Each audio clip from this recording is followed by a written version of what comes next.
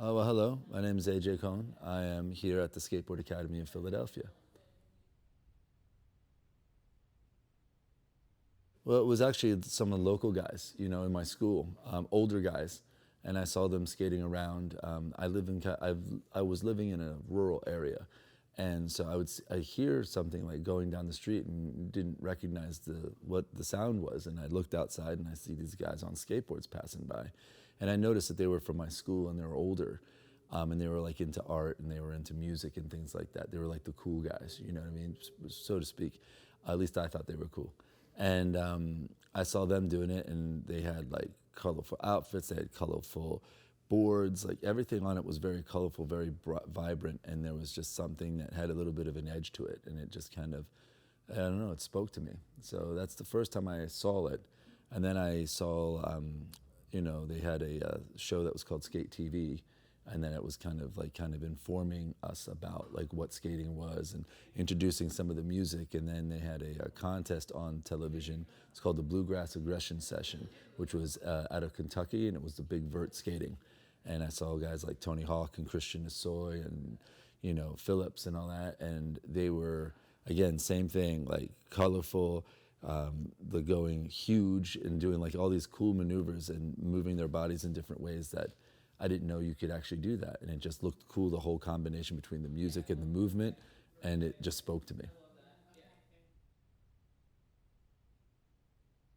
Well, I mean, I started skating as a street skateboarder, first and foremost. So I came in out in street skating because that's what was available to me. There wasn't really much around. And then when my mother would go into town, I would go with her, and then I would see other guys skating there. There was only a few of us in that town, but we could always tell each other who was a skateboarder and who wasn't by what type of shoes we were wearing and the clothes we were wearing.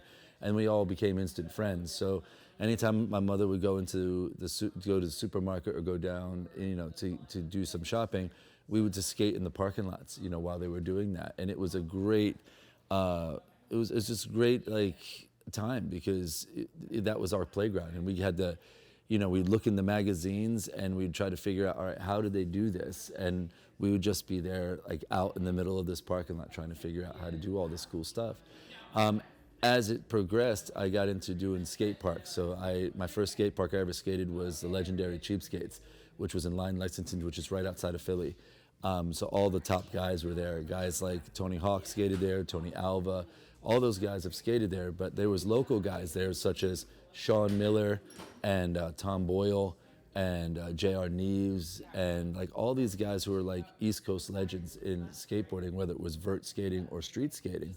And Barker Barrett also, and they were taking stuff that they were learning from street and then taking it to embankments and hips and different obstacles, and then even into transitions and stuff. So I was exposed to a lot of different types of skating at that time, and so I skated everything, whatever came my way I got into.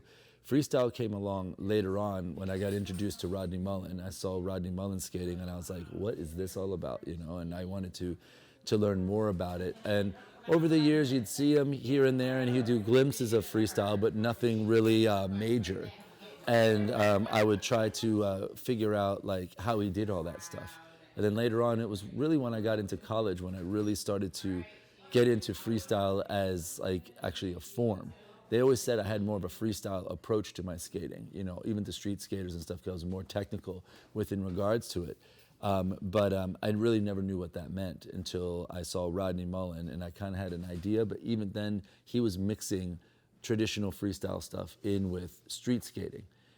So I kind of learned freestyle as a hybrid form, and then I started to learn about more of the traditional form once I got into college and the INFS, which later became the F Forum, which Stefan Lillis Alkusson from Sweden started with Bob Staten.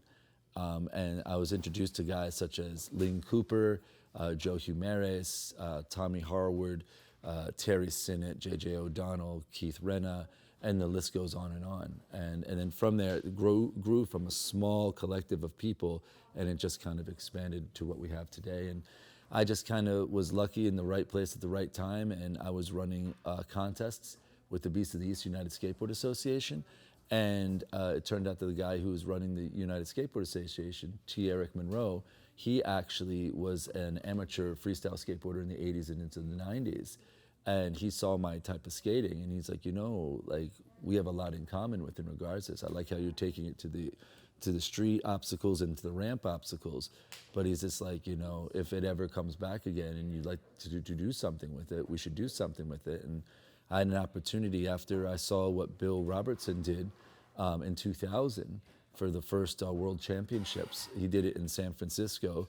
Again, it was like maybe 10 people, and I saw what was possible. And taking that inspiration, I proposed it to T. Eric, and I was like, look, they did this out in San Francisco.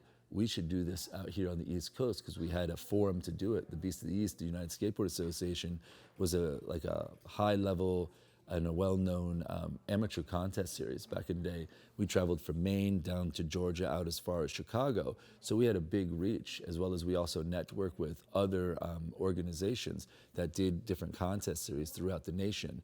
So we brought all their top riders to our final event. And as part of the final event, after the street skating went down, we decided to have a freestyle world championship. So that was the 2001 World Championships of Freestyle Skateboarding. And that was in Binghamton, New York.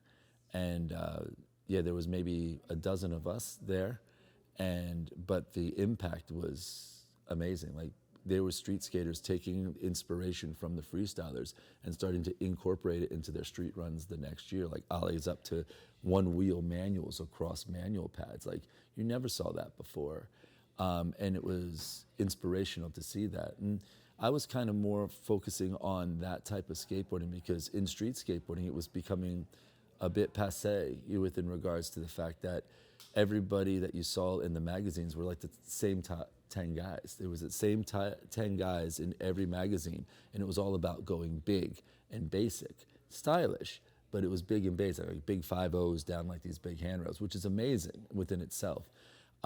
It just didn't speak to me. I was more on the early 90s flip in, flip out, like coming up with weird creative tricks, pressuring the board this way, flipping the board underneath it like underflips, and more technical aspects of it. But then once I learned more about freestyle and I saw about how it flows, it reminded me a lot of like bowl skating and things of this nature. But I also liked the fact that, you know, there was room for it to grow, because, you know, through street skating, you're adapting to your environment at all times. So there's different surfaces. And, you know, I was looking at, once I started learning about freestyle, I started to look at even my street skating and my ramp skating in a totally different way. Because I would see, like, all right, you have flat ground here, and then you have a ledge, and that's flat on the top of the ledge. And if you look at the top of a quarter pipe, it's flat on the top of there. So it's just transitioning from one plane to another. And how could you skate and create and come up with something new? So from my perspective, it's all encompassing. Skateboarding is everything. And I take a more of a freestyle approach to it. I don't necessarily say I'm a street skater, I am a ramp skater, I'm a freestyle skateboarder. I'm a skateboarder, but I have a freestyle approach to it. I don't like to fit within a certain box, because to me, that's not skateboarding. To me, skateboarding should be free and creative and kind of always this push and pull synthesis of imagination and inspiration. Let me explain that. Like, I lived in a rural area right outside of Philadelphia, right? So where I lived is it's called Coopersburg, right? It's right off of 309, which is a major highway that goes through PA. But I lived off of there's kind of the town of Coopersburg, and then there's outskirts, more of the sticks, and I lived more in the sticks.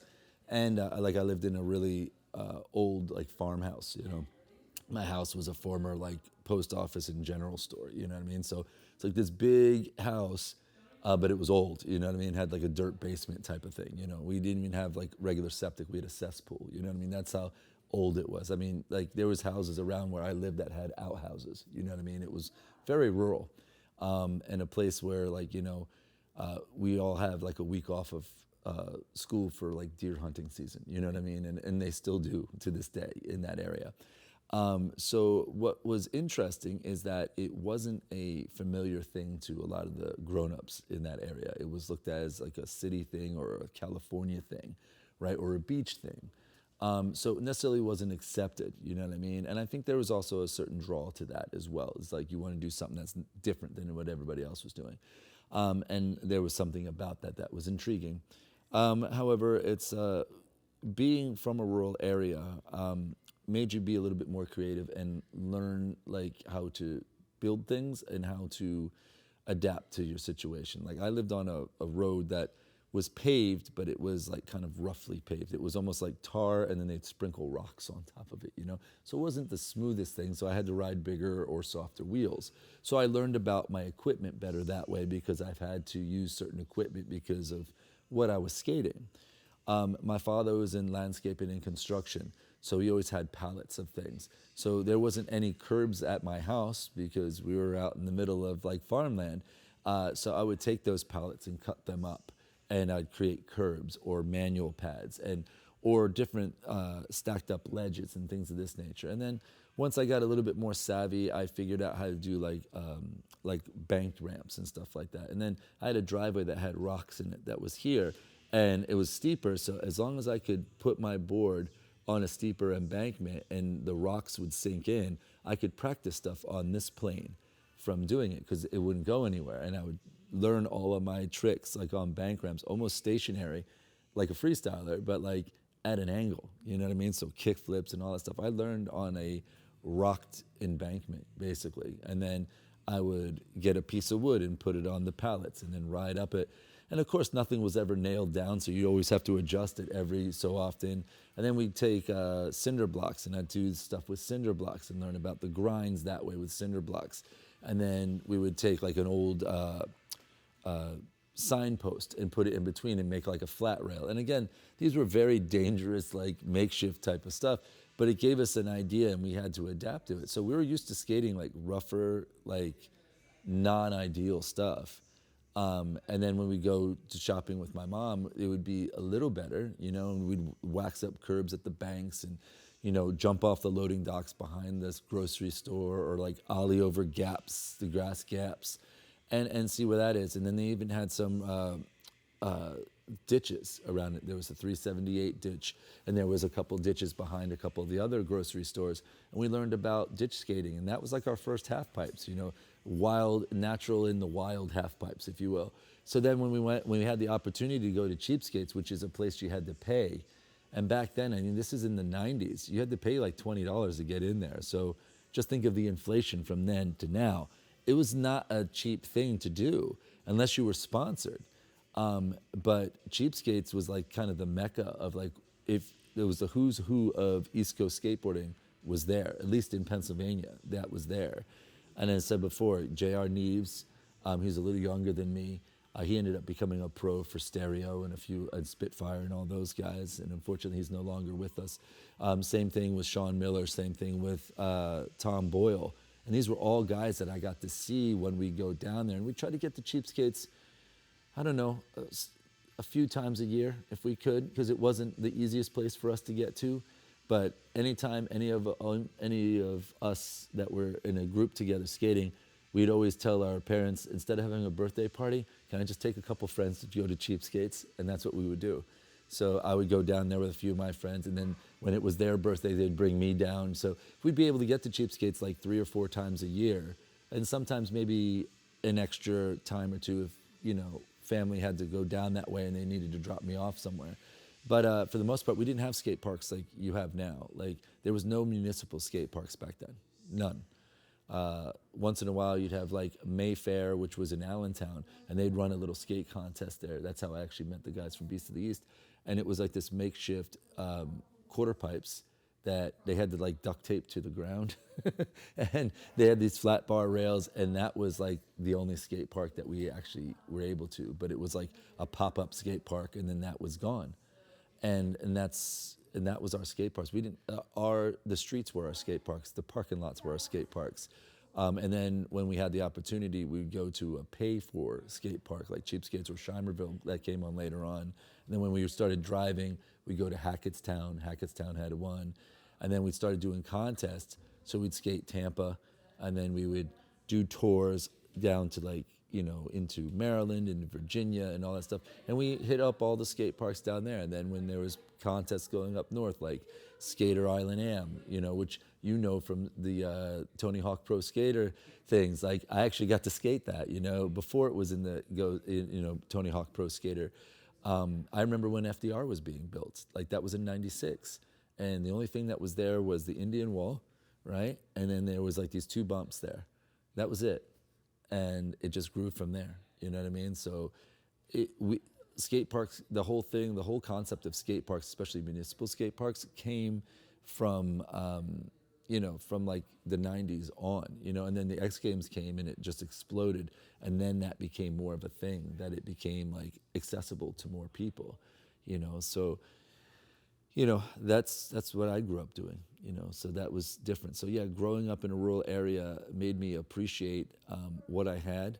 And then when I went to a place that was good and that was pristine, like it was like Shangri-La. So we'd come down to Philly.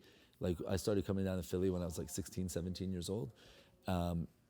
Anybody who had a license, the older guys had licenses, and there was usually one of the older guys that our parents all trusted to drive, and we all went with them. And then we would go around the city and skate, and that was like about 17 years old, skating around in the city and like learning all the spots. But it was so much better than what we skated back home that anything was like, oh, we just want to skate all the time. And we'd skate all day and all through the night and as much as we could, because we didn't know the next time we were going to get there. But that skating on rougher stuff made us better skaters, like it was like, well, we have to learn how to do these tricks. There's no excuses. Yeah, this is not waxed or this doesn't it, but we still have to learn these tricks. So it was just something that pushed us harder, I think, and to not be limited by our surroundings. We just wanted to skate, and that's the stoke of skating is what prevailed more than anything else, I think. I think like labels and stuff limit what's possible. You know what I mean? And there's people who are more traditionalist, and that's fine, and they identify as this, and it's their piece of whatever it is. And a lot of times people do that because they want to fit into something. You know what I mean? Which is a natural thing. However, for me, it's just like I see benefit in all of the different forms of skating. And I learned how to flow and how to go faster by skating bowl. I learned how to adapt and think on my feet from skating street. And then I learned how to, look at all the edges of the skateboard as a way to create through freestyle. So, you're using the X, Y, and Z axis, you know what I mean? So you're not just rolling, you're flipping upside down, you're flipping on the side, you're going up this way, all different angles. And then it's like, all right, say you learned all the street tricks, right? And you're going up and down and coming down. Now you take all of that and then you flip it upside down. And then you flip it on its side. And then you flip it on this angle. And it's like a whole new world of different types of skateboarding you can do. And it never gets old. There's always something you can learn and improve upon. And that's what I think is so exciting about it. And that's why I've been doing it for 35 plus years. It's never gotten old. There's always something I could do better. There's always something I can look at differently. And, from being here, as we're here in the Skateboard Academy, my students, give me that inspiration, because I've taught thousands of students at this point. And I like to hear what they say within regards to, and when they come in, they don't come in saying, oh, I want to be a street skater, I want to be a ramp skater, I want to be a freestyler. They say, I just want to learn how to skateboard. And we provide that, and we show all different forms of skateboarding so they can kind of pick and choose to what fits them, you know what I mean? Because if everybody skated the same, it'd be kind of boring,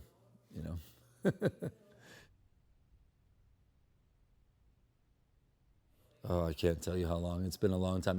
To have the Skateboard Academy established, technically we've established it since 2006, so we're at 18 years, almost 20 years as an official capacity. However, ever since I started skating and especially when I started doing contests and stuff, I would have people come up to me afterwards and like, how did you do that? Or, and it's a lot of synthesis through skateboarders just from interaction, you know what I mean? You see your friend doing something, you're like, yo, how do you do that? And then they do the same to you. So it automatically becomes almost a teaching moment, within regards to the action that you're doing at the time, whether you're at a session or whatnot. And a lot of times you're teaching yourself. I mean, there was a lot of times I'd just be there by myself skating, and I have to figure out what I was doing wrong. I mean, we didn't have cameras like we have now. We didn't have phones that we could film. So it was just like we had to figure out movement, and we had to ask people, like, what does this look like to you? Where should my body be? Where should this be? And then from looking at others, you started to learn more about the body mechanics, and then you were able to apply it to yourself. But as to like teaching, I mean, a lot of times I would be skating at Love Park, for instance, and since I skate differently, I'd have kids come up and ask me, oh, how'd you do that? Or, oh, I'm learning how to do an ollie. Can you show me how to do an ollie? And for whatever reason, people felt comfortable coming up to me and asking me these questions. And to the point where even parents would like see me at the skate, skating around like Love Park or City Hall or whatnot. And they'd be like, yo, can you teach my kid for 20 minutes or for half an hour? And next thing you know, it'd be an hour. And oh, by the way, we're right down the street at this hotel. Bring him by this place in an hour. And, I was like, okay. It was kind of strange. But I was like, okay. So I'd be skating at Love Park. And then, we would head over and we'd see the parents would be sitting outside, like drinking, enjoying their day or whatnot. And then they'd see me and they'd be like, oh, yeah, can you teach them? I'd teach them. And then I would bring them back over and they'd, they're like, oh, thank you for teaching my kid or whatnot. And it just kind of happened naturally, you know what I mean? Just from doing. But as for why I had it more structured, like since 2006, I was working in the toy industry. I'm an engineer by trade. And, from doing engineering, just like when you get into any profession, especially when you're right out of school, you're working all the time, and I would skate to work every day. So I'd always keep that, but I was like, something, I need to do something to keep me involved, in this. And, before I graduated from college and stuff, I was touring all the time, doing demonstrations and all that stuff. And after demos, people would ask me how to do tricks and I would teach them.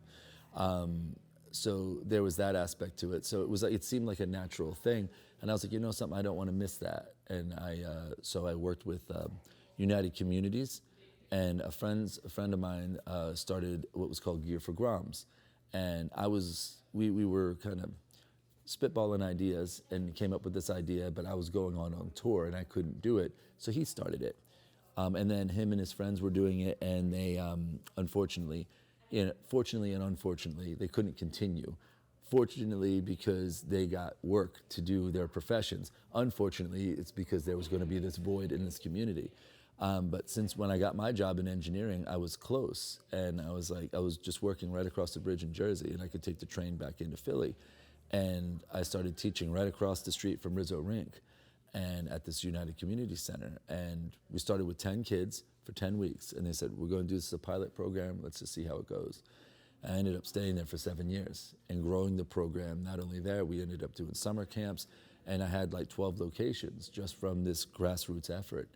And I saw a lot of benefit. I saw a lot of these kids from the inner city breaking out of their shells and becoming kids again. A lot of the areas that we worked with, and within were really rougher areas, and they didn't have really exposure to skateboarding or had the means to actually even get the equipment. So we provided the equipment. I was fortunate. I had sponsors back then. So I got boards, guys from like Pal Peralta and Bones and all them really helped out initially with everything. S1 helmets, 888 helmets, even ProTech, they would send us helmets. And we started it with 10 boards, 10 helmets, and I had it in a grocery cart, one of those fold-out ones. I put all the boards in there, and I attached all the helmets in there, and I used to take SEPTA to all the different locations. And I did that for years, and Parks and Rec caught wind of it, and they're like, hey, could you do some clinics for us during the summer? And it was fine. I was like, yeah, that'd be wonderful. I only have a couple hours that I could do it within summer because I'm still working, but I'd be more than happy to do it. So I was only supposed to be there for like an hour, and I'd end up being there 2 to 3 hours because in the camps, it was like a supplement to their day camps. And these were days when the camps in the inner city were like 90 kids strong, you know what I mean? And some of these rec centers are huge. And all the kids wanted to skate. So, we only had 10 helmets, so there's 90 kids and all of them skated. So we had to like kind of break up the sessions a bit.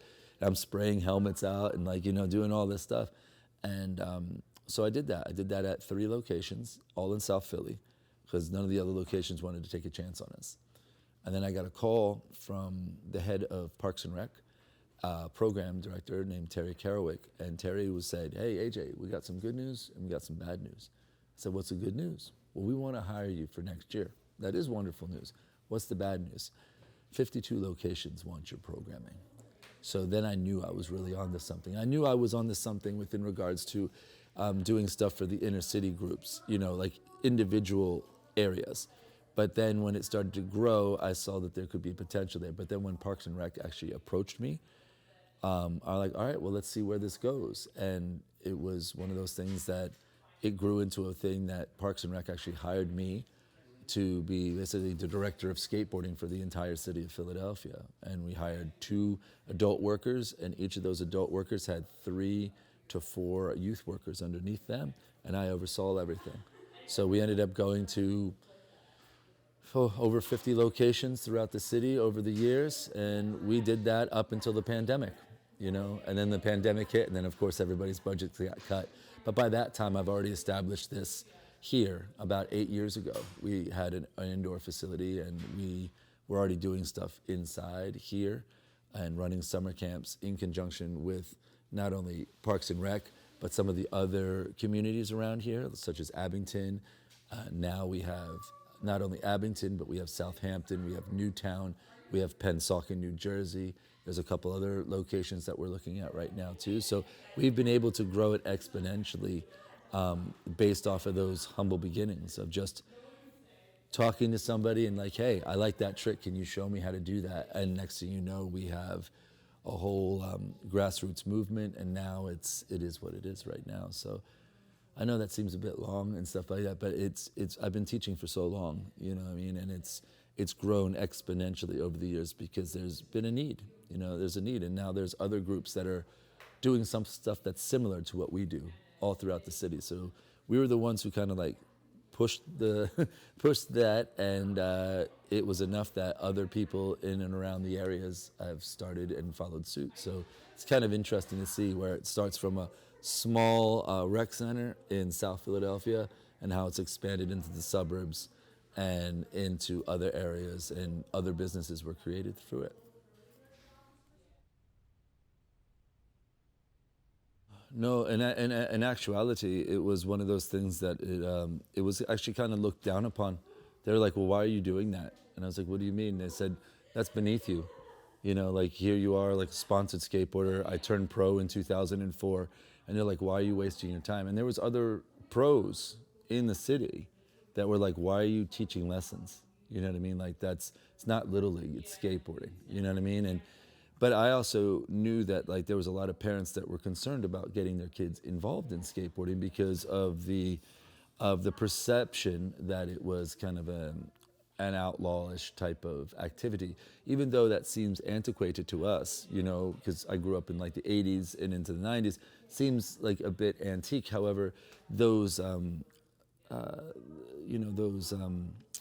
ideas and stuff like that kept permeating throughout. And I mean, I can't tell you how many times I've gotten called a dumb skateboarder, you know what I mean? And it's just like, and I went to school for engineering, you know what I mean? But they don't know, they just see it's a perception and they make assumptions of such. So, and it was the same thing within certain people in the community. They were just like, well, why are you doing that? Like, that's just a waste of time. That's not what skateboarding is all about. They should just go out there and figure it out for themselves. But there was a whole group of people that needed that direction and needed that like guidance and whatnot, and also to have it to be accessible. Like all the best skaters and stuff like that who were coming up at the time, they all had the abilities to go to Woodward Skate Camp, right?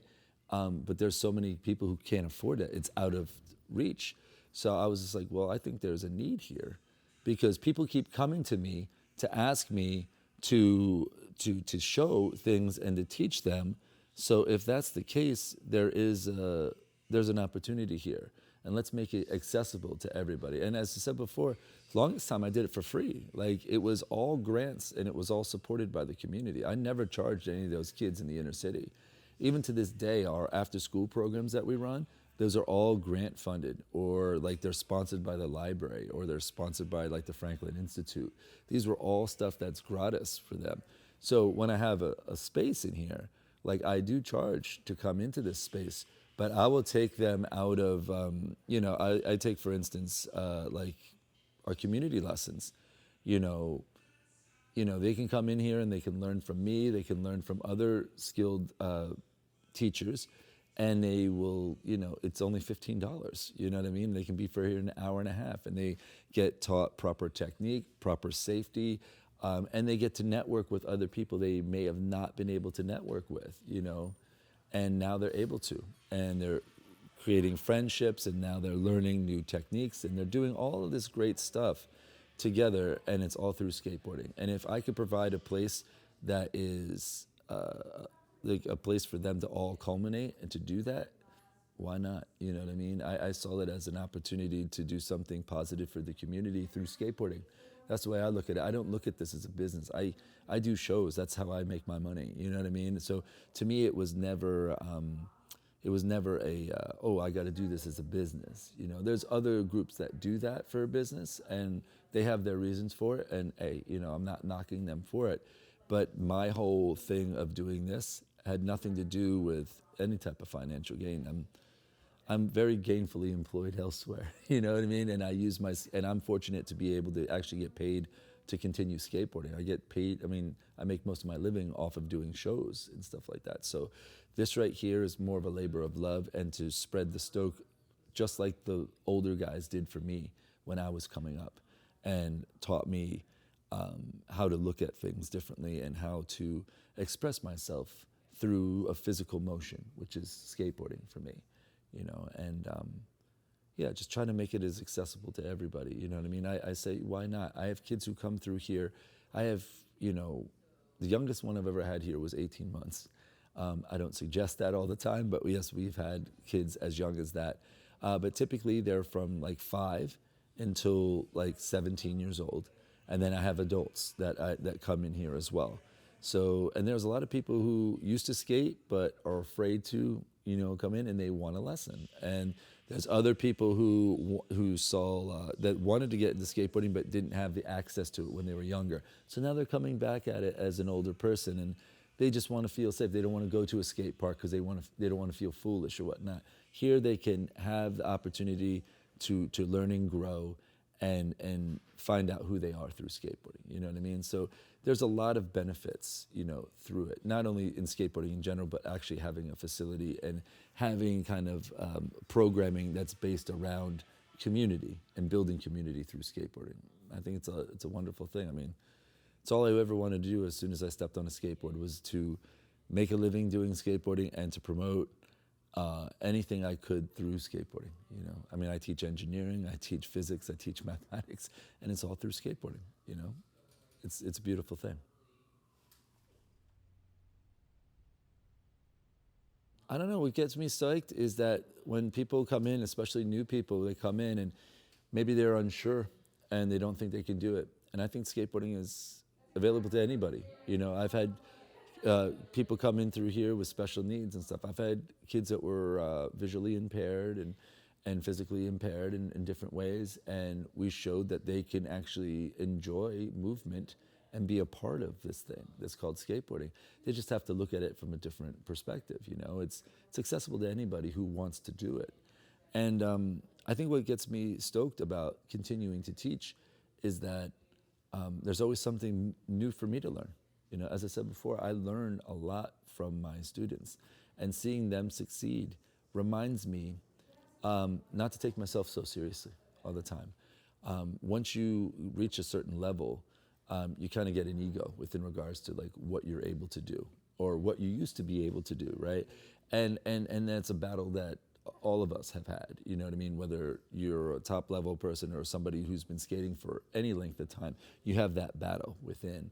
And when I'm teaching somebody, I'm like, something, this person is just so excited just to be able to stand on the skateboard. I've been able to travel around the world on my skateboard. What am I stressing out over this flip trick that's not working, that I've done thousands of times? It's not that serious, it's not that deep, you know what I mean? And being able to pass that knowledge on to somebody to make their journey a little easier and more enjoyable, it's made me enjoy skateboarding more. When I was younger, and again, I've been sponsored since I was 19 years old, and I did contests. I did everything from small pop-up shops to regional contests, and I skated Tampa Am. I skated Beast of the East, which were all major national contests in street skating. I did ramp skating, I did bowl skating, I mean mini ramp skating, not like half pipe, but like bowl skating, mini ramp skating, and then freestyle too. And I was ranked as amateurs in all of those. And then when I got older and I went into the professional ranks, I turned pro in 2004 for freestyle skateboarding. And, you know, and I've had some good success. And I've also had some stuff where it didn't go so well, you know, in contests as it goes, you know. And, but I've learned a lot from that experience. And when I was younger, I was a little bit more uptight, as a lot of people are. Like, they're trying to make it, they're trying to establish themselves, and they think it's so important, and they're so passionate about all the things that don't really particularly matter. What matters is what you do and how much fun you're having on the skateboard. The older I'm getting, the more I'm understanding that, and the more I'm enjoying myself. A good person that really showed me this was Russ Howell. Russ Howell, as you may know, was like the first pro skateboarder, you know, and he was very heavily involved with the World Roundup in Canada. And I've met Russ over the years at different freestyle contests, because Russ has been a part of the new version of freestyle since basically the beginning. Everybody pulled him out of the, you know, we had to pull him back out, and he was more than happy to be a part of it. And, you know, he always is, he's quite well read, and he, you know, always has these inspirational quotes and stuff. But he always, he said something that really like stuck with me. And he's like, the best skateboarder in the world. And then somebody asked him, who do you think is the best skateboarder in the world? And he just simply turned around and smiled, and he's like, the one who's having the most fun. And this is a guy who set the stage for what a professional skateboarder was all about. And he was the one who first took like Stacy Peralta around the world. He was the first one to do tours around the world promoting skateboarding. I heard I was at Circle A skate shop in San Jose, and I was talking to the owner there, and I was like, yeah, so like, I know you were skating for a long time. Who got you into skateboarding? He's like, Russ Howell. He's like, he came to my neighborhood, and his name was Bob Schmelzer, the guy who owns Circle A. And Bob Schmelzer was a well-known pro in the 80s. And he goes, yeah, Russ showed up, and he had this van that said Russ Howell Skateboards, and he opened the van, and he had all these skateboards.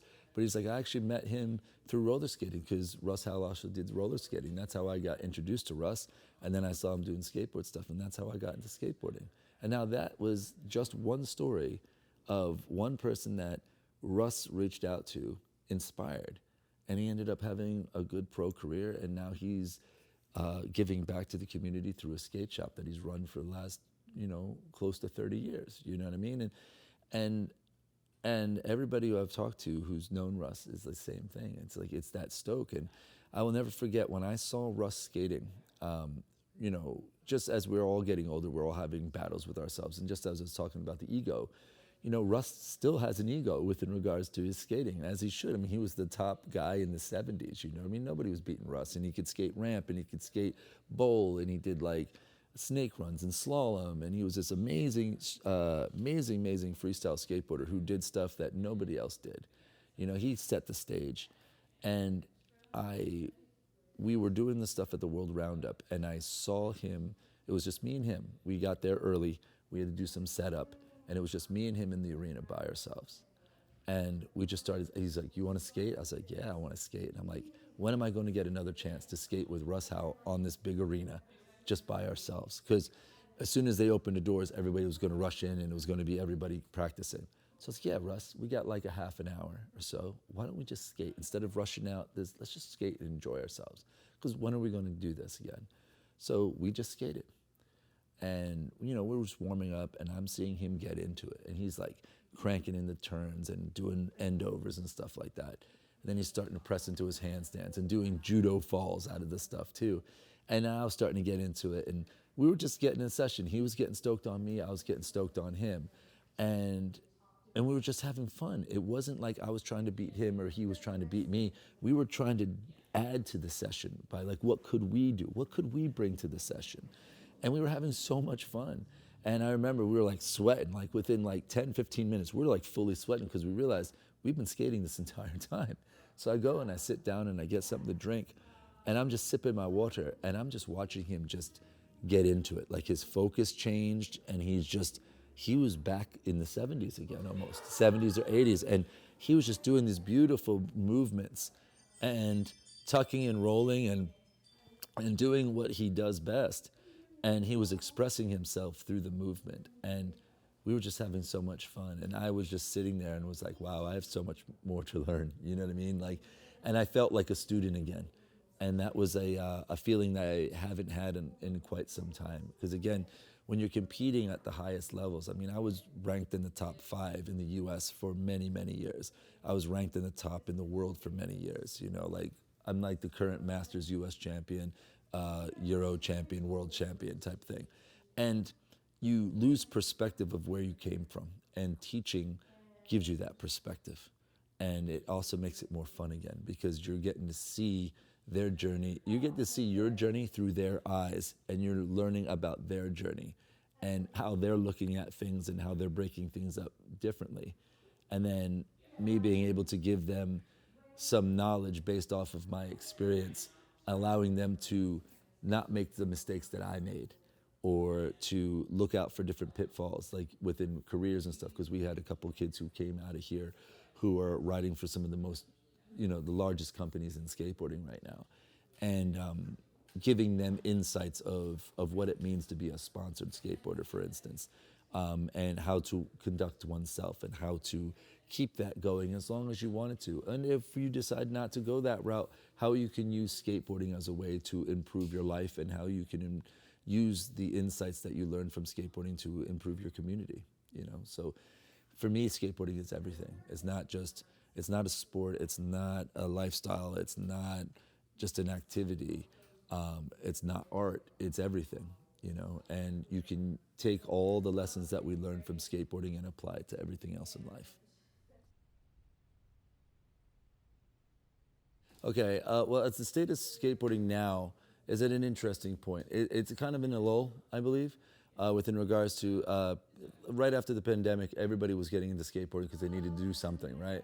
And now there's the natural attrition of what happens within skateboarding. You do it for a few years, and there's people who continue doing it, and then there's people who drop off and then come back to it later, and then there's other people that did it for that small amount of time, and then they're done with it until they have kids, and then their kids get into it. Oh, I remember I used to skateboard back in the day, and it goes from there. It's this natural kind of ebb and flow. So that's where I think skateboarding is right now, as on the business aspect of it.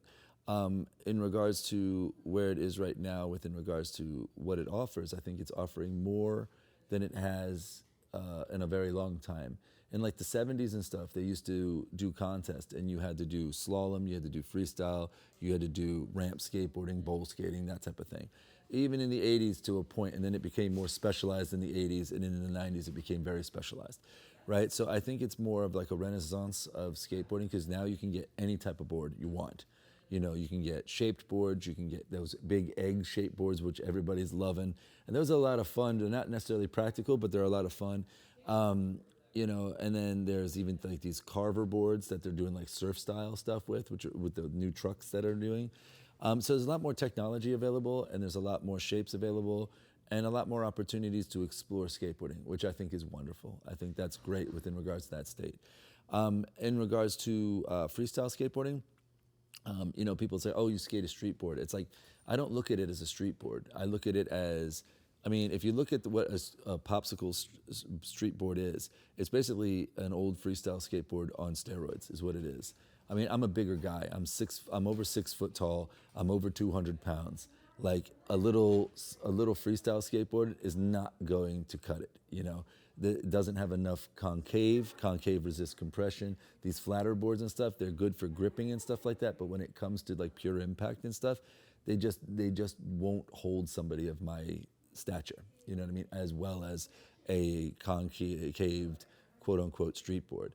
My board, I actually kind of modify, actually twin tip. So it's symmetrical on both sides. So there's no twisting in it, you know what I mean? So I can throw it down either which way, and it pretty much gets even wear on both sides. So I do that, and then I have the offset wheels, which are kind of medium set, like kind of like a medium set wheel, but it's just offset so that it still has the same movement as a regular skateboard wheel, but it's offset so I can do more freestyle stuff.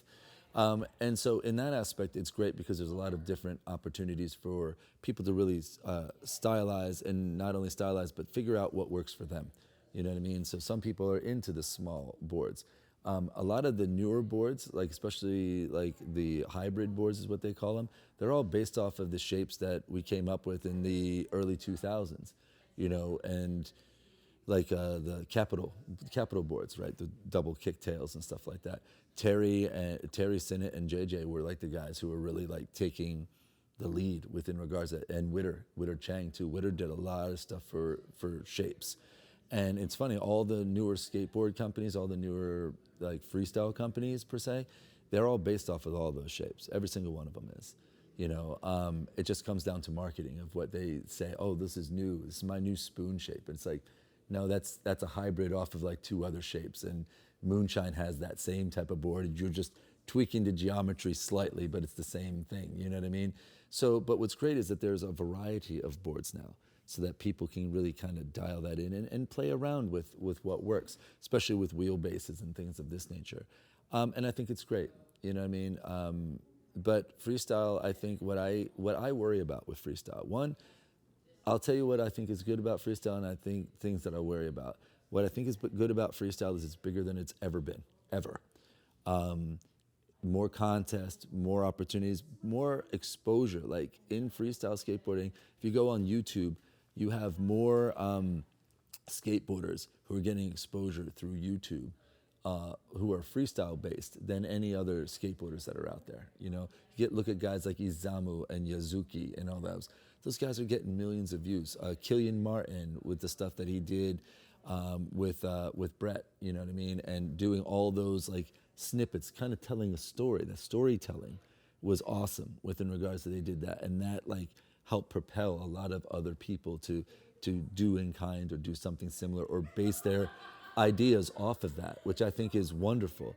But I mean, if you look at like videos and stuff like that, the ones that really kicked off the videos for modernizing freestyle was the Marvelous videos from Japan. Like they would film freestylers like they were street skaters, and that was brilliant.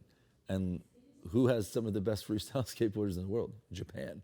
You know what I mean? And then we started doing contests. So again, Bill Robertson started in 2000. I followed suit in 2001.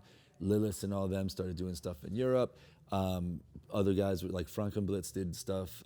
His name is Bernard Kumpel. He started doing stuff in Germany. Guys did stuff in Brazil. Everybody started doing little things. Guys in Japan did stuff. And we all started networking together. And I think that was the wonderful part of it, is that in the beginning, everybody was networking together. Everybody was working together. And yes, there was some type of egos type of thing, but it wasn't such that like we knew what our market was, right? So we had an ego within regards to that, but we didn't have an ego that we wouldn't work with other people. We didn't have an ego within regards to that we thought our ideas were better than another person's. We kind of took everything and kind of made it work for our different scenes, and we supported each other within regards to it. So like I would go to Japan and do their stuff. I would go to Sweden and help them with their stuff. I went to Germany and I helped them develop their programming within regards to whatever I could do to help, whether it was to put up banners or to take out trash or to help MC or whatever was needed. We did that. So I think that aspect of freestyle skateboarding is great. What I do see now in freestyle skateboarding is it's starting to become like street skateboarding in the way that it's becoming cliquey. And that's disturbing to me because it never was that cliquey like that before. I mean, there was people who had, I do stationary tricks, I do more rolling tricks and stuff, and there was always the that, or you ride that board, I ride this board. But now it's to the point where you have some of our top riders, going to a contest and not feeling welcome at that contest until they do something spectacular to the point where nobody could say anything to them otherwise. And then they're like, they have to earn their way to do it. I mean, back in the day, we would show up to a freestyle contest and we're like, dude, you're coming to the contest? Oh, you're doing this? Oh, what's your name? My name is so-and-so. And you'd make friends that way, and then you'd email each other or whatnot, send each other videos, and you were spreading the stoke. Now it's to the point where it's growing so much that there are certain groups of people in freestyle skateboarding that think what they that they experience in freestyle is the end all say all of freestyle, and I think that's wrong. Not wrong that they have their own opinions about what they think freestyle is. That's fine. That's not the issue. The issue is when you're downplaying others who are bringing something different to the table and that are expressing themselves in their ways and calling it something other than, like it's all skateboarding, you know what I mean? But when they're like, we are freestylers and you guys are something different. It's like, no, if we're at the same place at the same time, we're all skateboarders. We just happen to be doing flatland freestyle skateboarding here. And for anybody to say otherwise or to ostracize anybody within regards to how they express themselves on a skateboard and what they use to do such an expression, I think is a disservice to skateboarding in general. As I said before in the beginning, I skate everything, you know what I mean? And I think, if you just want to box yourself into this type of thing, that's fine. But I always look at it this way. Everything comes full circle, just like skateboarding did. Before there was all these different types of boards. Now you can get 70s boards, you can get 80s boards, you can get 50s and 60s boards, right? When you put yourself into a square, all right, there was you kind of box yourself in, but what you also have to realize is that every square fits into a circle, every circle fits into a square. It always comes around full circle. So once you get outside of that, you start connecting all the dots together and you create that circle. And then from there, you can expand that circle into another thing. So once you're into that circle, you're only going so far because there's boundaries. Therefore, it's another box that's around that. And then once you start pushing out beyond those boundaries, you start to connect the dots again. And it becomes bigger and bigger and bigger. And I think that's where skateboarding needs to go. It needs to continue growing bigger, bringing different ideas in and pushing what's possible. And there's going to be people that are traditionalists, and there's people who are going to be on the other end of it. And then there's going to be a lot of people who are in the middle. But being exposed and being able to exist and be able to support each other within regards to our own individual journeys, I think is just as important as being focused on whatever you're into. Because at the end of the day, it's like if we're not getting kids out there stoked on doing something and not bringing the drama of politics or any of that type of stuff in, just be like, it's what you do is what makes skateboarding skateboarding. It has nothing to do with your background, it has nothing to do with that. It's what you do and what you bring to skateboarding that makes it valid. So let's knock off all of the political nonsense and the I do this and this is the only way that it should be done attitude, and be like, what can I learn from this person? Be curious, not judgmental. I think Walt Whitman said that or something of this nature, if I'm not mistaken. And be curious and be open to work with others, especially those. I see a lot of things that are happening with younger guys are having such great ideas within regards to formats and things like that, but they're discounting people who came before them. And we all stand on the shoulders of those who came before us. And that's how we grow, and that's the one thing I'm concerned about within freestyle. It's like these breaks in communication and, and not being respectful of each other's interpretation of how to do it, because we all bring something different to the equation.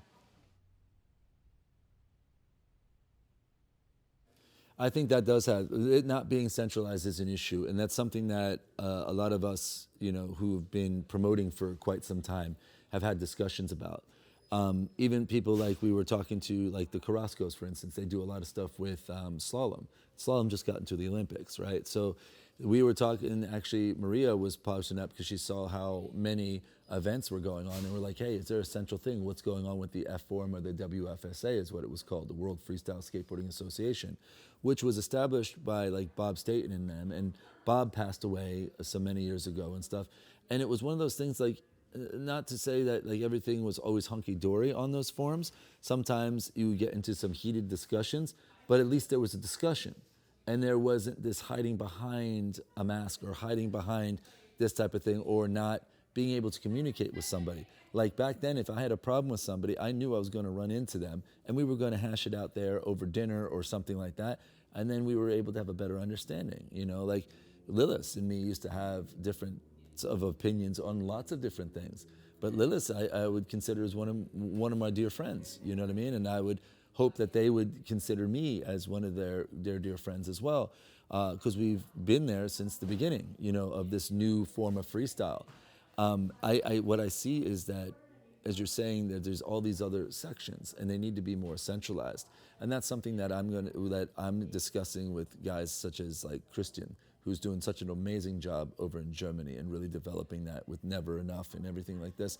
And then there's Enough Skateboards and a few of the other companies, Sirius and all that stuff, all the big European groups. And this is a concern, because it's like we're growing to the point, we're growing exponentially, and we need to have some type of centralization, not necessarily homogenization, but something that's centralized, that we're all communicating, we're all on the same page, or at least we are understanding, so that when we are doing events and organizations and stuff like that, we're not stepping on each other's toes, you know what I mean? And that way people can plan out their year of this and that. So Mike Mancisco actually compiled all the events that were going on, because he knew what was going on. He did it from, was it the Tucson, and then he added the ones from Netherlands and then France. And then after France, it's going to be, I believe it's the Reggae Fest, and then after Reggae Fest, it's World Freestyle, and then after World Freestyle, it's Waltz, and then after that, it goes back to Germany for Paderborn, and then and adding to it, and then intermittently there too, like we need to have a better dialogue with the guys from Japan within regards to what they're doing, the guys from Brazil, and all the other places that are doing it, because it's growing so much, and everybody's going to these events and getting ideas, but they need to all communicate. I mean, what Waltz did is Waltz, Mike has been to every one of the major competitions. He used to come and skate Philly all the time. He's gone to Canada a bunch of times and stuff, and he's been into Europe and everything like that. And he has his own ideas of doing things, and that's valid, and he's doing his own thing. And then same thing with Christian. I met Christian when I was in Sweden for the 2011 World Championships. And we've been friends ever since, and we've got in contact, and he learns from me, I learn from him. And then same thing with the guys from Japan and everything. We're all like networking, but we all have to like come together and be like, all right, this is the schedule, this is what we're doing, and like, how are we viewing things? And if we have a problem with one another, we should be able to talk like how you and I are talking right now. And with the older guys, I see that's natural. With some of the younger guys, I don't know if it's because of the communication styles now, because some people are more internet savvy, and guys of my age and older tend to be more direct and forward, and it's just a different way of communicating. So we just have to figure out the best way to how to bridge those gaps and how to make it work for everybody. Because what's going to happen is if we don't start working together and become more cohesive, it's going to blow apart. And it could be very destructive. And everybody's put a lot of time, energy, and heart into what they do and what they bring to the table. We don't want those efforts to be wasted. So that's what I think I have to say about that within regards to freestyle. So it has the potential to be the greatest thing ever, and it has the potential to blow itself up. Simple as that. First one I ever organized was called the Chit Challenge. It was actually in Jersey. It was actually by the shore. That one was the first one. It was in conjunction with a major contest that they were doing. They did street contest, they did a mini ramp contest, a micro ramp contest, a mini ramp contest, and then we did a freestyle contest as well. So that was the first one I did, and that was like in, I believe, June-ish, if I'm not mistaken. It was like June or July, it was. And at that time I was working with the Beast of the East United Skateboard Association, and they wanted a proof of concept that this would be a viable thing for their championships, which was the Beast of the East Championships. So we did it, and we had Kevin Harris came out for it. We had Joe Humaris was there, Terry Sinnott, Tommy Harwood, Tim Byrne, John J.G., I think I said Kevin Harris before. And there was a bunch of other people, Frank Lee, and I think John Leathers was there. And there's a bunch of us there. So it was maybe 12 people total. And they ran the contest. And it proved to be successful. And the guys from BCs took photos of it, and we had Echo sponsor it and that. And we made sure everybody went home with a bunch of gear. And it was a great day. From that, anytime I was out doing a Beast of the East event, I would do a freestyle demonstration while we were waiting for like the prize gear to come out, and I would do a freestyle demonstration. I actually got hired by the Beast of the East in part because I mixed freestyle in with my street and my ramp runs. I was doing like Casper blunts to fakies on like 6-foot quarters, 360 finger flips to fakies, no slide darks to 5-0 finger flips out. And they saw a potential there, and they saw the reaction of it. So like, you know something, there might be something here. So the first one was a chit challenge. The second one was the World Championships in 2001 in Binghamton, because I was able to stand on the shoulders of Bill Robertson, and I was able to show that it was viable. And then I showed that it was viable not only through my skating, from doing demos and the reaction that I was getting from the crowd, but also from the chit challenge, as well as also showing the potential that freestyle, flatland freestyle could be combined with other forms to create other, to be able to step up street competitions as a whole. So that was the first one I started on, and I've been doing it ever since.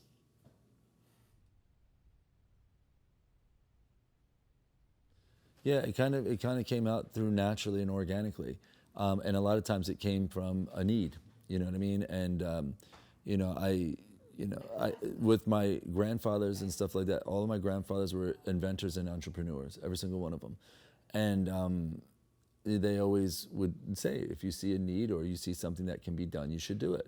You know, that was also instilled by my parents as well. If you see something that you could improve, or you don't like a situation and stuff, what can you do to improve it? So, I mean, I started actually organizing skateboarding events in '97, because in the area that I was living at, nobody was running contests. Nobody would come to our areas. And I'm like, well, I know there's a lot of people who skate, and there was a lot of good skaters that were coming up, because I'd run into them at other places. I'd see them at Tampa, I'd see them up in Rhode Island, I'd see them in Maryland, I'd see them everywhere. And I'm like, well, why don't we have one in PA? And there was a need for it. And there was a couple people like, well, I can do this, and I can do this. And I said, well, I can do this. I know the guys who run the skate park. Let me talk to them and see if this is viable. And then so I went and I talked to the guys at West End. And the first one I did was with a skate shop, and we did it as a promotional thing for the skate shop. It went well. The skate park thought it was viable, and they said, yo, if you ever want to run another event, let's do it. So then when they moved down the street to a bigger facility, they called me and said, hey, look, we ran that small contest, and it was a success. Let's see if we can do one bigger. And he's like, you help organize it, get the format down. And I said, well, we need judges and we need an MC. We'll take care of that. So actually, Bam, Maldonado, and Kerry Getz, they were our judges. And then we had the MC, which was Mark Brandstetter, who was the filmer for Baker Bootleg and all that stuff. He was the filmer for that, and he did 411 and all that stuff too. He was our MC. And so we all worked together like, we've never run a contest like this, to see what is going on. And we ended up having 100 to 150 people show up, from all the way down to Florida, all the way up to Maine, and everybody came down and we skated, and that's how we started. Because we saw the need to do it, and then from that, other people saw that there was a need in their areas, and they started doing it in their areas, and it just started growing exponentially, and that's how freestyle started too. I mean, I remember when we did those contests, from there was like little contests in like Frostburg, Maryland. If you know anywhere about like Frostburg, Maryland, it's like on the western part of Maryland. It's like almost in West Virginia. It's in the middle of nowhere, but there was a place that said, we heard what you guys were doing, and we'd like to bring it to Frostburg. So all of us would drive out there and do that, and it was more of like a family reunion more than anything. And we got together and we got to eat dinner, and we exchanged ideas of what could be possible. And then we would do it somewhere else. And then Tommy Harwood started running contests in North Carolina, and he showed what was possible. And then all those other minds who came in, and other people that we never met before, showed up to that contest, and then they became part of the fold. And it just keeps growing and growing and growing like that. So, so skateboarding is organically grown to begin with. You know what I mean? It's, and it's kind of cool that I saw the need, and I saw that and there was stuff that I wanted to see. And since nobody else was doing it, I was like, well, why not me? And we just did it. And from there, and then I was able to go to others and got to learn from them. I learned from the guys in Japan. Like that show was amazing. It was like next level. They had every sponsor imaginable. They had Trans World Japan take 10 pages out, which just showed them trick tips of freestylers, flatland freestylers in Trans World Japan. It was insane. So I saw what was possible. I saw like, wow. I remember going out on that floor, me and Kevin Harris were standing there looking up, and I was like, this is how it's supposed to be. This is how it's supposed to be. And from that experience, Kevin also got a hold of Monty, and then that's when they started doing like the Cloverdale. That's when the gear started turning about Cloverdale, because Kevin was there like during the beginnings of some of the first freestyle contests. And he's like, well, what else can we do? And he saw the success of other people, and he was like, all right, what can I do? And then he brought something to the table. And then from there, it brought other people to it. Now you have guys like Holden and even Mike and stuff. They participated, like Mike participated in a lot of other contests before, and he got ideas of what he liked, what he didn't like, what he wanted to change. And now he's doing his own thing. Holden is kind of new to the whole scene and stuff like that, but there wasn't something going on in his area. So he decided to take it upon himself. Well, if I see it happening in other places, why can't it happen in Tucson? So he took the initiative and did it, and he's going to learn a lot from that experience. And Holden came to Canada, and he was there in Germany, and he was learning. He was learning by doing. And then he was able to take that information and disseminate it in any way that they felt fit and put it into action, So that's how it is. So why is it important for these things to happen? It's to give them a bigger stage, to kind of give a presence and show what's possible on a skateboard. I think a lot of people think that skateboarding is a certain way, whether they think it's half-pipe skateboarding, which is not necessarily accessible to most people because you have to have a big apparatus to do it, and it costs, $20,000, $30,000, $40,000 to put in something like this, even more, really, especially with the bigger ones. With street skating and stuff like that, it may not be as accessible to people because maybe they can't get down to different things, or maybe you have to practice out in the streets to street skate. And then also for park skating, if they don't have a park near them, and all parks are different, as you know, that kind of disseminates it. But for freestyle, anybody and everybody can be a part of freestyle if they want to be. All you need is a board, a flat piece of ground, and your imagination, and you can go to town. And then from there, you can do it multiple boards and whatnot. And then from those basic flat ground beginnings, you can start taking it onto other planes of skateboarding, whether it's transition or whether it's different angles or ledges or different angles within regards to bank ramps and stuff. It's all based off of what you learn on flat ground. Every single piece of skateboarding is based off of what you learned on flat ground. Because the first thing you have to do, the essence of skateboarding, is pushing and turning. Anything beyond that is considered freestyle. So giving people the opportunity to see it in different forms, for them to pick and choose what makes most sense for them and what's most accessible for them, I think is a huge benefit, as well as also it opens up people to a different form that maybe they don't understand vert skateboarding. Maybe they don't understand why people jump down big handrails. But when they watch freestyle, every freestyler skates completely different than the other one. Some of the other stuff looks a little bit more homogenized, if you don't know what you're looking at. But like when you hear the music coming on for a freestyle event and you see the person's movement going along with that music, and you hear maybe an explanation of what's going on, you know what I mean? Not gratuitously, but like you hear stuff of kind of explaining what you're seeing, people can relate to it more. And it's right up there in person. Like, I don't have to stand away to look at somebody skating a vert ramp. I don't have to stay on the outside because I can't be in the way of the obstacles. I can stand right next to where they're actually doing flatland freestyle and be able to engage and enjoy it right then and there. And if anything, freestyle can be the gateway to people who want to learn more about skateboarding and be open to it. And also to see that it's accessible to more than one person, and it may not be their cup of tea to jump down a big set of stairs or go down a big ramp. That might be intimidating to them.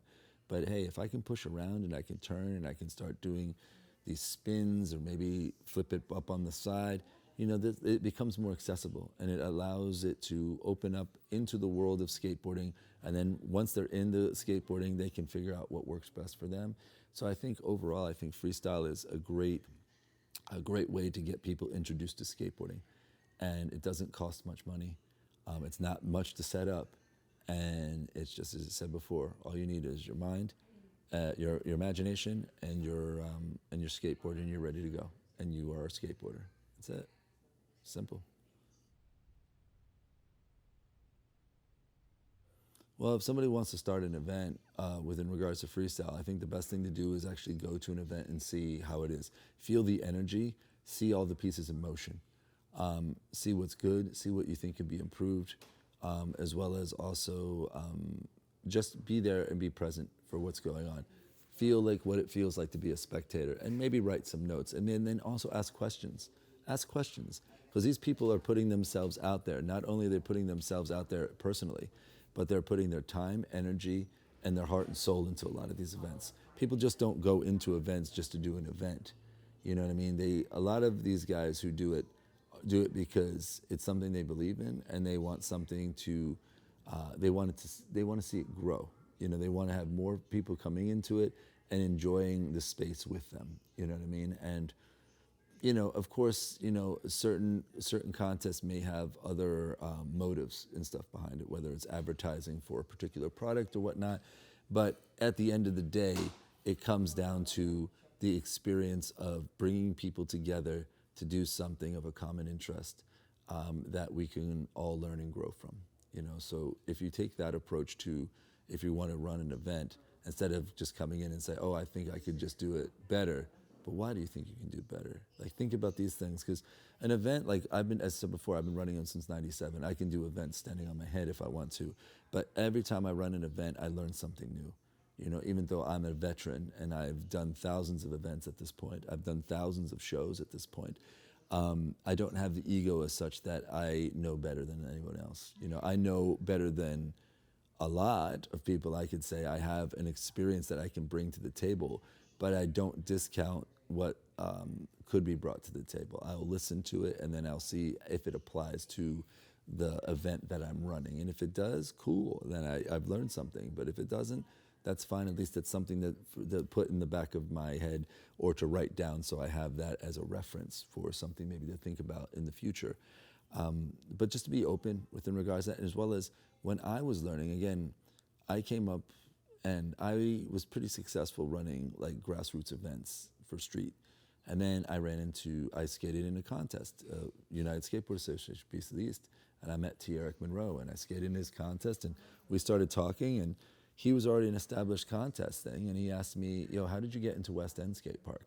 Because he could never get into West End. And I told him how I got into it, and then he learned from me, and then he was like, something? He goes, what are you doing next year? Our MC is leaving, and we're looking to fill that position. Would you be interested in being part of our stage crew? And I was like, sure. I'm getting paid to go out and skate. This is great. Let me do that. And it wasn't much money, but it was enough that I could live on while I was in college. And I got to travel, and I got to get free gear, and I got to keep proliferating what I love to do with skateboarding.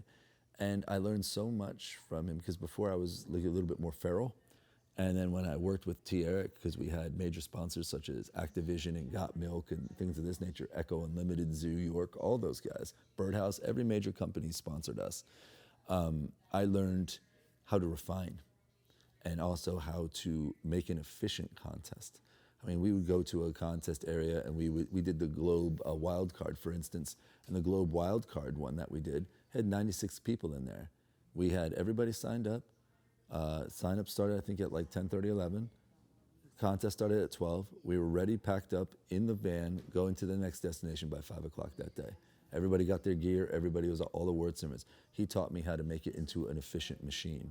And then from doing that, even doing things such as, when I was in college, I also worked as a caterer, believe it or not. And I took that experience of how to make a big event and then break it down into its parts of what's the most important thing. And when I applied that to my events and stuff, my events became a lot easier to manage. And then once you put yourself into that level of stress and fire, and you learn from it, and you really reflect on it, then from there you know exactly what you need to do and what you need to eliminate. You know, the biggest contest that I ran by myself for freestyle was the 2010 World Championships. And up until the Germany contest 2 years ago, it was the biggest attended freestyle contest in the world. I had 90 skaters from 12 different countries show up, from 20 plus states, $5,000 pro purse, right? It's the second largest pro purse in freestyle, modern freestyle history, not freestyle in general. They had over $20,000 for freestyle events in the 70s. But for modern freestyle, it was the largest one until the World Roundup came around. So I learned a lot from that, and it was very stressful because I had people coming in from different countries, and they expected a certain level, because if they're going to spend that money to come out and skate with us, we need to put it on a good show. So we did it over a few days. So we brought them a little bit of Philly, you know? So I also took into account where they were coming, what the location was like, and what would that yield. If I was visiting this place for the first time, what would I want to take away from the location that I'm doing it at? And I wanted them to feel that they were home, like in a neighborhood. So we did it in South Philadelphia, which doesn't get more Philly than that, at a rec center, underneath a bridge, which if you kept going down the bridge, you'd hit the FDR, which is also part of the mecca of freestyle, of skateboarding, in Philadelphia, as well as we had Love Park available as well. So we would take the people around and show them the sights, took them to Love Park, took them to City Hall, and then we did this thing at Rizzo Rink. And then from there we had Philadelphia pretzels there, we had Philadelphia sodas there, we had a whole board, we had these boards that we made of freestyle from all the years, so people learned about the history of freestyle. We had all these different vendors from the area that set up booths and whatnot, and donated to the cause, so that we're able to put this event on. So everybody who came to that event got a little taste of Philadelphia in the Northeast. And I thought that was important too, because it gave it authenticity, as well as it also gave context of where you were, you know. And it brought a little culture to them as well, because what's great about freestyle is it's a world practiced form of skateboarding. And with that in mind, I wanted to give them something to take home with them in regards to that. And then, you know, we'd have t-shirts made up, and we had different little things that I learned from along the way that would be something that they could remember. Not just the memory that I showed up and we skated a contest. That, as well as I also kept on the time schedule. You have to keep things tight, and you got to keep things organized. Like, we ran that event. First day was just coming together and enjoying. Second day, we ran the entire event. 90 skaters from, you know, as I said before, 12 different countries and like 20 plus states. We started at 12, and we did that. We had intermissions. We had break dancers come out. We had circus people perform. We had fire breathers perform, and gave a little taste of Philadelphia. We were all packed up, ready to go, 5:30, 6 o'clock. We all skated afterwards, after we gave out all the gear and stuff like that, and then we went across and we filled the entire restaurant up with all of our people, and we enjoyed. And then the following day, I had stuff that we did for people who were early arrivers, tight schedule during the day, and afterwards, anybody who was hanging out, we had stuff for them to do afterwards. So we did sightseeing tours. We took Russ Howe the Japanese, the Brazilians, Terry, and Lillis, and even Gunter. We all went to the Rocky Steps. They all wanted to be there. They wanted to go to the art museum. So we went up to the art museum, and Russ Howe walked down the art museum steps on his hands. And then Lillis would go to City Hall and Independence Mall, and he did a tour there because he was staying for a few days. Killian Martin slept on my couch, you know what I mean? And I gave opportunities for people to stay at my house. I had 6, 7 people at my house, you know, and other people did the same thing too. So it was like, you got to think of the people who are coming. What's the experience you want them to leave with? You want them to be like, oh, it was okay, or fuss about the surface, or this, that, the third, or do you want them to give them an experience that they will never forget and that they want to come back to? And I think that's what I've tried to instill in every event that I was a part of. Leave a piece of me in there, because if you're giving so much of yourself to come and see me, I'm going to give a little piece of me back to you, whether it's through my commentary or through my service, through giving you an opportunity to stay at my house, or working with you to get you where you need to be and when you need to be there, things of this nature. It becomes a service thing. So when you're running events and stuff, it's not, just understand it's not about you, it's about the experience and the people that are coming there. Because if people don't show up for these events, you won't have an event. You know what I mean? It's as simple as that. You know what I mean? So it's not about you, it's about them, and it's about the experience and the best experience that you can provide for them at the time. But again, it all starts from initial planning and talking to those who've walked the path before you. Stand on the shoulders of people that have been there before, so that you're able to provide a solid foundation for others to stand on yours. That's it. Yeah, if people are interested in learning about a little bit more of what we do here, you can check us out at the skateboardacademy.com. It has information on all the different the clinics and stuff that we run. If they're interested in some of the events that I'm involved in, they can look at phillyfreestyle.com. That's home of Philly Freestyle, any of the events that we do here in Philly, as well as also Flat Attack, which we do in Ithaca, New York. You can also check out Ithaca Reggae Fest. Just look up ithacareggaefest.com or just Ithaca Reggae Fest, and it'll pop up with that. And we're in the skate aspect of it, the skate area. And then also the other ones that I'm involved with right now is World Freestyle. So definitely check out World Freestyle with Christian Heights.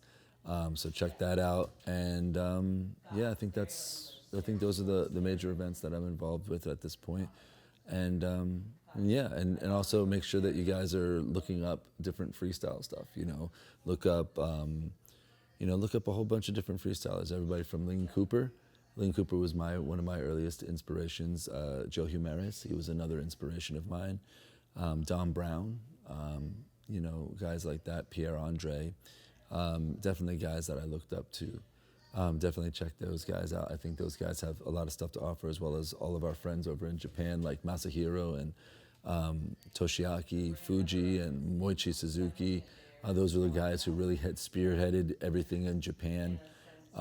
Stefan Lillis-Åkesson spearheading everything in Scandinavia. Gunter Mukulus, the most winningest freestyle skateboarder in the world. And if you don't believe him, ask him, he'll tell you too. But these are all some of my friends and people that I looked up to. Russ Howell, of course, definitely check out Russ Howell. If you guys haven't, he was the one who started it all off. And I know there's probably people that I'm missing in there. Witter Chang, definitely check out his stuff. He was the first one that really made a variety of freestyle stuff available.